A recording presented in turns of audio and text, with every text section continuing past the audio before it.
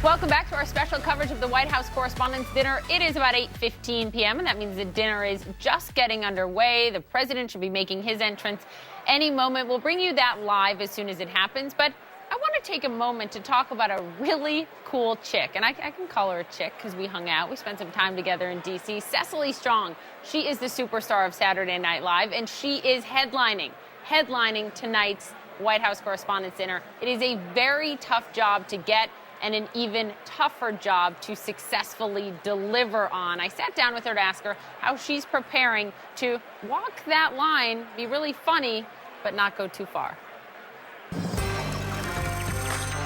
Weekend Update with Cecily Strong. Here now is the girl you wish you hadn't started a conversation with at a party. Can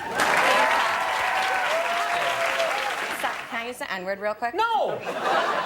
Looking at your characters, who would the girl who you wish you hadn't started a conversation with at the party? Let's say that she were there. Sure. She'll She will sort be of there be in there. part. Yeah. She's in me, for sure. And it's like, sometimes when you rip a bandage off a Band-Aid, it hurts.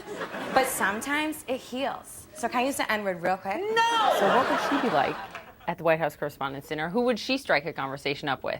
I think she would be there to prove all the points. I think to fight every battle and to make everyone uncomfortable, to say every racial slur, but to make a point, not because she's racist. Not at all. No. Just to make a point. Just to make a point. She'd be making a lot of points. She'd probably interrupt. You know what she would do? She'd throw the shoe. She'd throw the shoe. Your dad. This is a great story. Take me back to how you found out that you were being asked to host this. I was in bed too, but I got I think it was a voicemail from my dad saying what I thought was him saying he'd been invited to the dinner and that they wanted him to speak. So I assumed, it's some workshop around then about like PR or something. So I think I texted him like, cool, Dad, that's great. And he said, so will you do it? And I was like, do what? And then finally I called him and still didn't believe him. And then I think it was like another 5 days until we realized it was real, until we really verified it. I heard even your publicist didn't believe. Oh no, none that of us. they were asking you. Who would believe from your dad? Like, why would it come from your dad? Does your dad get to be your date?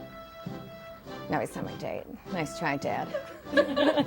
Give us your best Wolf Blitzer impression. Oh, I'm not a good impressionist. I play myself most of the time.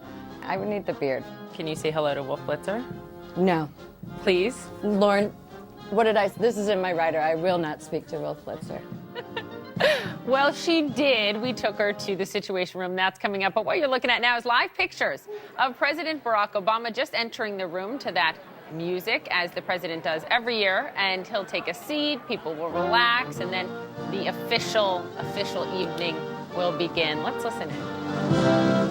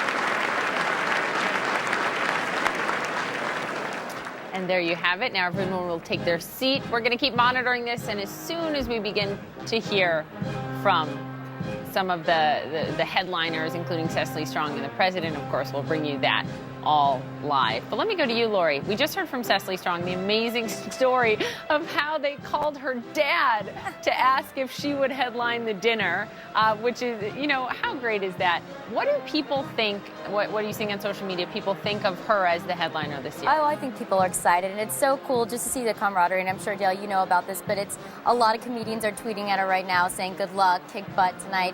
For me as a woman, I'll say it's so great to see a strong female role model up there doing what, sadly, there haven't been many female comedians up there, and until the 1960s, female journalists weren't even allowed inside this event until it was JFK boycotted until they changed that. Yeah. So, I think it's cool, and I think I'm definitely rooting for her. I want her to do well, and from your interview, she has such a great way about her. I think she will do well. She's totally humble. This celebrity hasn't gone to her head at all, like it's clearly gone to DL's head sitting there on set. Not at all, but she's Here's my question. Are people on social media making fun of the girl who's text messaging during the national anthem? Oh my gosh. Just noticed that. Come on, We were people. just saying that's going to be turned into a GIF, however you want to say it. That's that awkward moment when you realize the camera's on you. Shame on her. I will say. Phone down. Not a good situation. So DL, you said no to headlining this dinner, Well, but yeah, 'cause if I didn't want to. you didn't want to be vetted, you didn't Well, want them to look I at didn't your want to have to jokes. be. Censored. Yeah, I didn't. I get that. If you were doing it this year, right? Let's say, and no one asked to see any of your jokes, etc. What would your opening line be? Probably. Well, I probably would say something about the conflict that exists. Well, the president has just done something I've never seen a president do, which was apologize for something very unfortunate that happened in terms of the journal strike. So I've never seen a man that powerful come out and say, I'm responsible. Would you bring that up tonight? What other time? To me, there's no point in doing this if you're not going to take stuff that. Now, I don't know what the joke would be, but it would definitely have to be in the conversation. So that's interesting because there is this, they really do have to walk this line, the comedians, between touching on issues that matter to society, matter to the world right now, and also being funny and not crossing the line. I think the line, what did George Carlin say? His job was to see the line, to make everybody else see it, to drag them across it, kicking and screaming, and then make them happy they were there. Like less than 50 miles from there, Baltimore is having this huge rally where it is, another black man is. You can't know all these things and not find a way to have that work its way in. You can't have somebody, a CEO in Texas say, I don't think a woman should be president because that's up to God. That was coming from a woman. From a woman. That's hilarious to me, and I think you can't have those things happen. Can I get in the DL camp to host next year? And can I come with you, please? Let's go to Brianna on the red carpet. Hey, Bri. Hey there, Poppy. I'm here, of course, with Peter Hamby. And, I've been covering the red carpet over the last hour. Peter's actually been living it up at the parties, which are really what this weekend is so much about, right? No, this is a weekend about honoring journalism, Brianna. Okay, Peter, come on. So there's a cascade of pre-parties before the event. I was at the CBS Atlantic party. But the AP has a party, the Washington Post has a party. Yahoo has a party. Yahoo has a party. Everyone's got a party. There's after parties. But yeah, it was cool. I mean, there were a lot of CNN people at the CBS party this year. A few celebrities walked in. Lisa Ling walked in.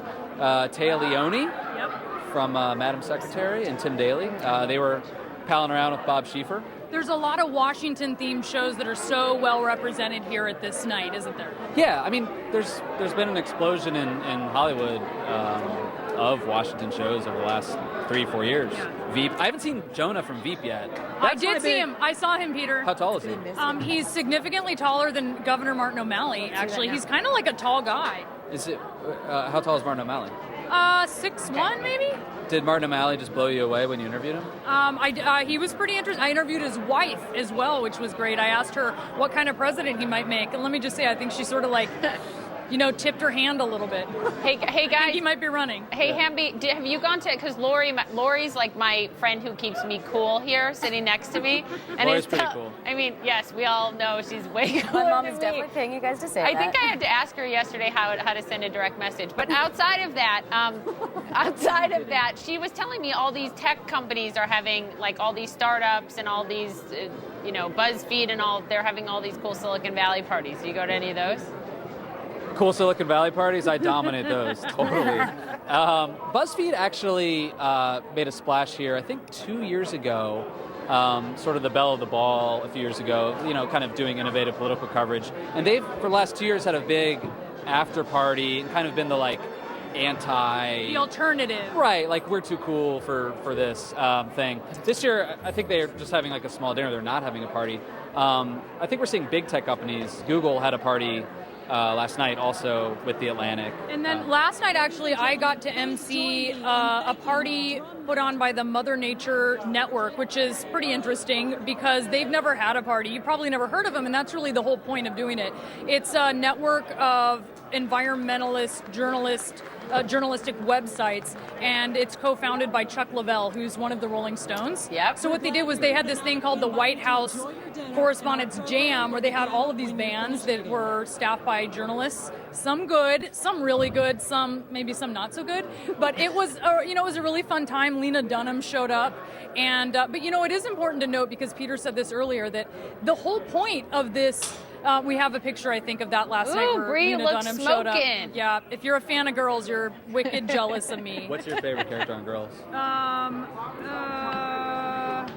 What's the nerdy one? Shosh? Yeah. I think Lena writes dudes really well. The male characters in Girls are unbelievable. Lena's boyfriend on the show is excellent. Okay, but the point is that I want to finish on, as we digress here, is that this really is a night about scholarship winners, and yet it kind of does get overshadowed. Kind of? Aggressively overshadowed. I think the scholarship part of this event they talk about it on stage, but this has become much more of a bigger carnival of celebrities and politicians and things like that. Carnival is a very good word, Poppy. And guess who won an award last year? Everyone watching. Miss Brianna Keilar. Didn't you, Bree? I did, the Aldo Beckman Award. That's right. Thank you, Poppy. You're welcome. You're very welcome. Before I go to break, Patrick, to you, they bring up a very important point. No one pays attention to what the dinner is actually about, which is scholarship money for aspiring journalists. Right. You'll notice, I don't know if our cameras will pay attention, but typically in years past, whenever the scholarship winners go on stage, that is probably the time in which everybody pays attention the least. They head for the bar, they're busy eating their steak tartare or whatever they're doing, but they don't pay attention to the kids on stage at all. To say nothing of the fact that they actually don't raise that much money for the scholarship program. $100,000, right? They raise $100,000, but they spend more on their CEO than they do on that. Yeah. So look, if you're not about scholarships, just say it. But if you're going to say you're about scholarships, you've got some of the richest people in the world in that room right there. You can raise a lot more than $100,000. I think if you haven't seen Nerd Prom yet, his documentary, you see it, I think that might change, honestly. NerdPromthemovie.com. The movie, okay. No promotion. Crack here. the code on this No dinner. promotion. That's right. All right, thank you.